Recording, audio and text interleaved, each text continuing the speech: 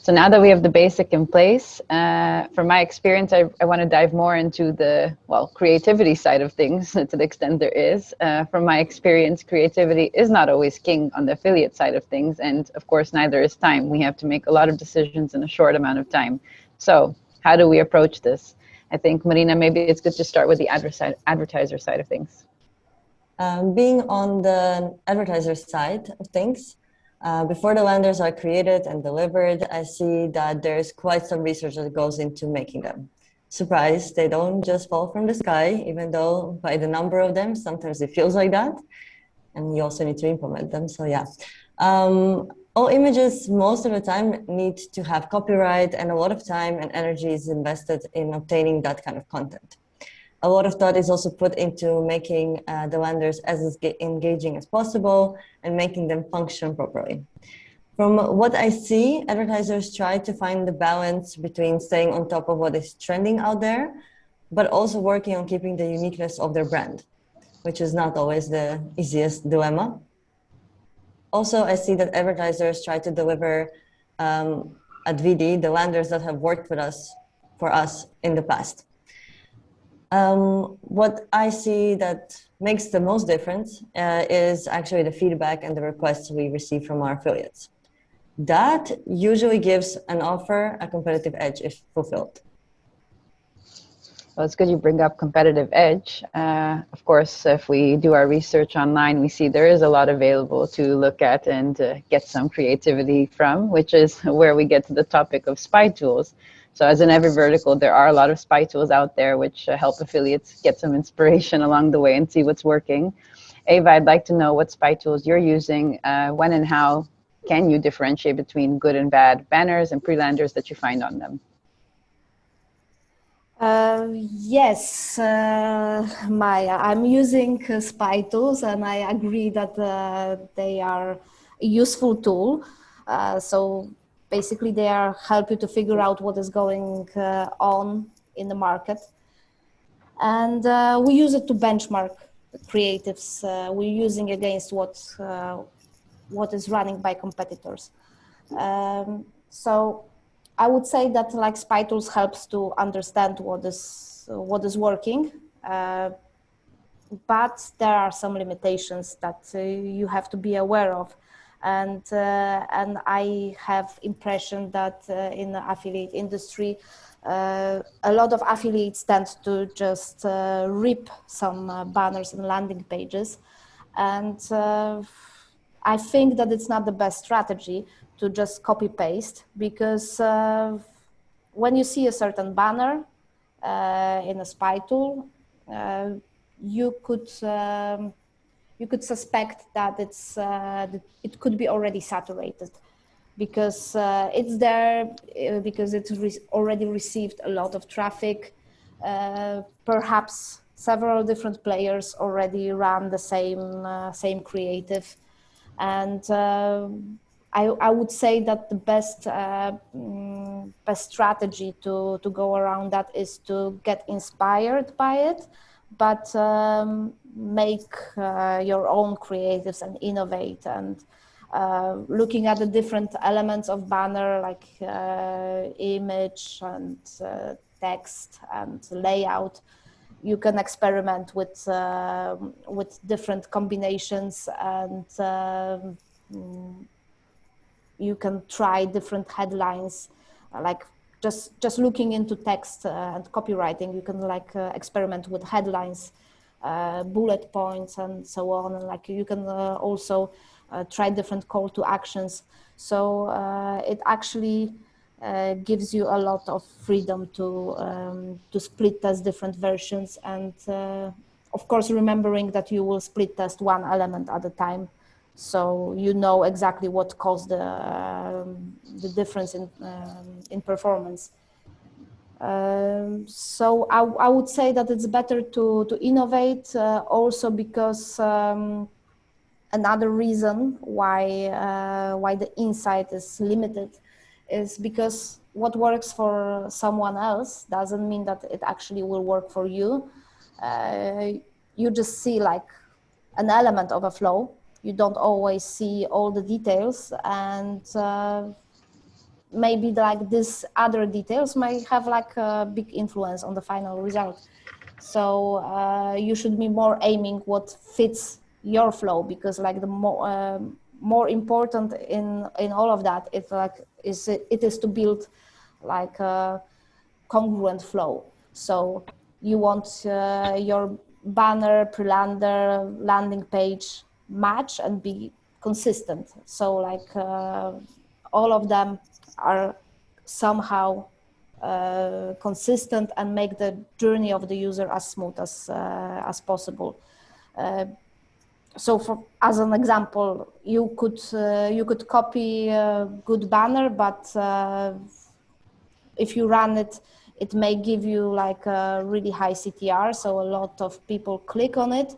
But if the user clicks on a banner and doesn't find what he expects, then actually the conversion rate will be lower than expected. And I would say that I would take into consideration both of the metrics. So it's both CTR, but also like the conversion rate important when evaluating performance. So yeah, I would say that like, because you ask about like how it helps to manage time, I would say that like spy tools can save you time, but not because you will just rip something that others are running, but because you can gather intel and have some hypothesis to prepare your own testing and to experiment with different elements of the flow, and have a creative that is fresh, so, and not saturated. So it helps you to avoid banner blindness, and also like to add to the fact that you always have to be like stay on the top of the game and be fresh. So you have to also remember that spy tools are kind of a double-edged sword, because in the end, what you can copy from others, but if you also have like good banners, somebody can copy it from you, and maybe some other people will run exactly the same creative, and will make it saturate faster. So you also will go better if you have like multiple options, and work on improving your banners over time. Thanks, Eva. So what I'm hearing is have a critical eye, use it for inspiration, and test different elements. Well, testing elements, I would love to dive deeper into this topic. So let's go into this scenario. We have a new affiliate looking to start, and they want to, for example, enter a new geo. What elements would you test, and how would you do so? Okay, so speaking about entering a new geo, how to start? I would say, yes, do your research and check spy tools, but also take into consideration the local context. So think about where you're gonna advertise, and yeah, going deeper, like to analyze different elements of banner. What I would pay attention to, first of all, visuals. So images. I would say one rule would be like to choose visual of a local woman. So basically, especially if you're using an angle of a girl next door, and finding a date around you in your vicinity, you probably will have better results if you have like a local looking girl, because that's just seem more reliable than like some exotic looking woman. So also same logic applies, that you probably won't be using images of models and perfect looking woman, but more realistic looking girls. So you would use a kind of images that that woman would use in social media, selfies, homemade photos, and the pictures in natural poses. So of course, like all of this is like coming from my personal experience, and yeah, I cannot stress enough that like it's important to A/B test, but this is just like a hint from me. And what else except images? Another important thing is copywriting. So basically, you have to have a clear and understandable copy, and a good call to action, and test them. Here about call to action, I could say that I've seen an interesting study recently, and that was actually about travel industry, and it said that there was like a huge increase in CTR when they changed text of call to action from book a room to check availability. So basically, it was explained that like this type of call to action doesn't imply commitment early on, and I do see it also in a dating vertical, because in the end there are call to actions that will just invite you for the next step of the flow. So view profiles, see photos. Could be interesting to test the two different types of call to action, like register now versus view profiles. Basically what is important in banner is that it's going to be eye-catching and grabbing attention. That means that many times animated banner tends to work the best for me, but I would say I still use static images as well. So it all depends on the placement, and there are many limitations from the traffic source, what you can use or not. Some will allow animation, some will have like special rules. So this all depends on the guidelines. Color schemes are also important. You can test different options if you want to more blend into site and make advertisement look more native and have similar colors to the background, or the opposite strategy to be like the most contrasting and eye-catching. Another thing is layout, like of the banner. So that also like depends on the placement where you advertise. So that also what you will figure out with testing, but I would say perhaps different kind of banners would be more eye-catching. Depends where they are placed. So, for example, next to a video, placements are usually on the right side of the screen, and I would say that usually then the most eye-catching part visually is on the left side of the banner. So. So that would explain that, that when the user watches the video, it sees this part with the peripheral vision. But yeah, another type of banner could be better in other placements. So it's also all depends on testing. Lots of testing, lots of elements to work with. I'd love to dive into strategy a bit later on in the webinar. Switching to you, Marina, I wanted to get your take on this as well. Of course, earlier you mentioned that the creative liberty is given to the affiliates who, as we hear, design and optimize the creative flow on their end. Nevertheless, kind of going back to an offer or a creative discussion, we do get a lot of requests from affiliates to customize the landing pages towards their flow. So can you comment on what kind of requests or formats you've seen in your time? Yes, of course. In Advidi, we get a lot of quantitative data on landing performance. However, it is good to understand that we only see the data that happens when someone actually clicks the lander. We do not see the pre-lander to lander clicks, and hence the defined spot of lander performance analysis is a bit different for a network and for affiliates. There are, of course, ways to bridge that gap. That usually brings me to the statement that landing pages will be as good as your feedback on them. As a network advertiser, we either already have a perfectly matching lander for you, if we're lucky, or we gather the feedback regarding which changes are needed on the landing pages. Just to give you some insight in what kind of requests we usually get, Lately, we had quite some requests for video landers that proved to be quite time consuming and quite a challenge to obtain.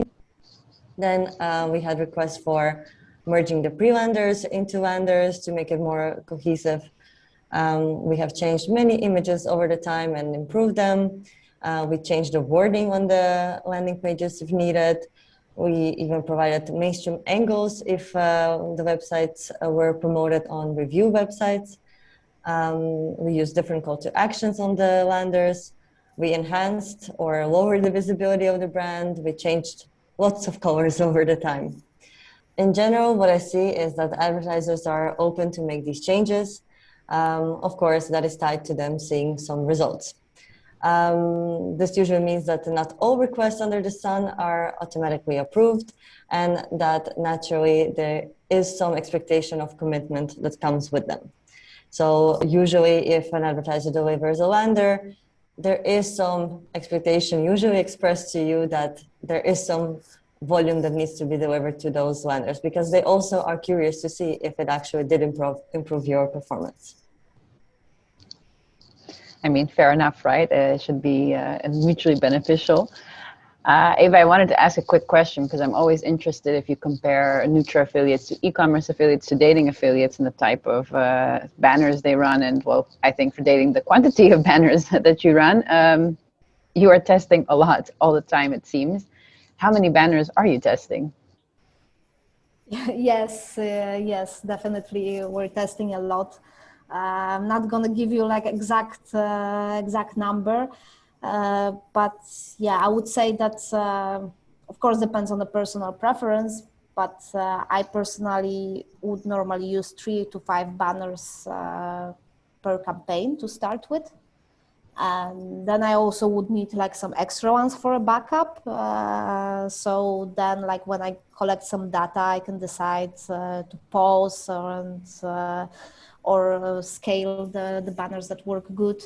But also like when I keep scaling the winners, I would replace the ones that perform less with the new ones. So I always have few banners in rotation, and I make sure to have a choice, and also to have like to have a benchmark and to see, because performance of each banner can actually change over time, and that's or due to saturation because like it's shown more. But also any other factor. So like it could be depending on traffic distribution. So sometimes it doesn't even make sense to retest banners that didn't work before, because like performance could pick up. Yeah, and also like keeping in mind that I probably need like different set of banners for different traffic sources because of the size differences, and then like some placements and some traffic sources would require different things, like because of the guidelines. So some allow animation, some can be static, and so on. So yeah, so to answer your questions, there is a lot of banners tested, and if you take into account that there are many campaigns live at any moment, and there are multiple geos, it's a lot. But then, like when you actually discover banner that works good for you, then you would just replicate it and try to test it with a different combination, and try to find the next big thing. And yeah, and another point I would add here is that because like we're always trying to avoid banner blindness, and we don't want to saturate banners too quickly. I think it's a good tip also to use frequency capping. So it means that basically you regulate how many times a user can see the same banner over some period of time. So like typically 24 hours. So that helps not to burn your budget when you're buying traffic, but also in the end, you're not gonna saturate your creative too soon. Interesting, definitely a good tip. And maybe I am going a bit too specific, but let's see how far I can go. Maybe for the newer affiliates out there, if you are testing 3 to 5 banners and have the backups, how many clicks does it actually take to make a decision on relative performance? Yeah, that's a difficult question. I know. But yeah, in general, of course, always when you take decisions, you will aim to have enough data. So like you want to make conclusions that are statistically significant. But of course, yes, the business sometimes requires that you will act faster. So yeah, I cannot give you like the exact answer because it's also like relative to budgets and price of the traffic, and also if you're buying on CPC or CPM. So if you're depends if you're paying for each click or thousands of impression, and also depends on my target. And that's why it's difficult to have like unified answer, because for example traffic in Nordics is will be completely different than in US. There's like less volumes, higher price, so then it's like difficult to gather so much data to make the decision as quick as in US. So yeah, I think there's no one answer. But also like because at any moment I'm testing more than one banner and more than one pre-lander. So I always have few versions in rotation. So because of that, you can also like have a relative performance. So you can compare one to another, and then you can take some decisions quicker when you see that something is working 10 times better than the other. So that also helps.